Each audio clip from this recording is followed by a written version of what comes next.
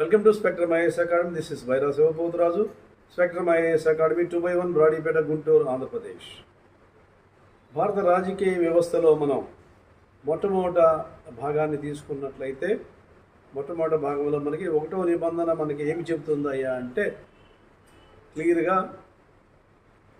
రాష్ట్రాల కలయిక అంటే యూనియన్ ఆఫ్ ఇండియాగా చెబుతుంది. అనేక రాష్ట్రాలు సమైక్య ప్రభుత్వాలుగా ఉంటూ మనమంతా కూడా ఒకే దేశంగా ఒకే జాతీయతగా మనుగడ సాగించటాన్ని మన భూభాగాల యొక్క వివరణ గురించి 1వ నిబంధన తెలియజేస్తుంది.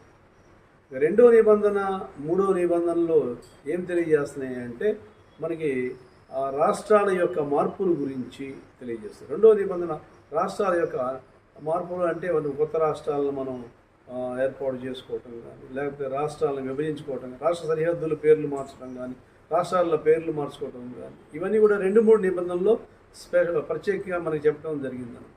అంటే దీన్ని రాష్ట్రాల పునర్వ్యవస్థీకరణకు సంబంధించినటువంటి అంశాలు అని చెప్పడానికి అవకాశం ఉంది. 4వ నిబంధన వచ్చేసి ఇది కూడా రాష్ట్రాలకు సంబంధించిన అంశమే.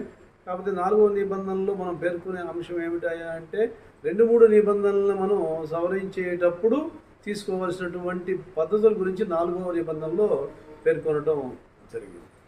ఇది మనకి రాజ్యాంగంలో మనకి స్పష్టంగా కూడా 1, 2, 3, 4 నిబంధనలు అనేవి రాష్ట్రాల కలయిక మరియు రాష్ట్రాల ఏర్పాట్లు గురించి చెప్పటం జరిగింది. Thank you very much.